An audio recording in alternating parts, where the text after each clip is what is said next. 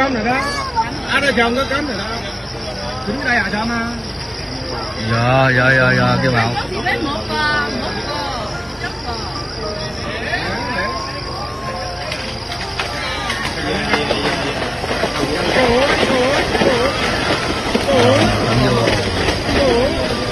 Dạ rồi nè.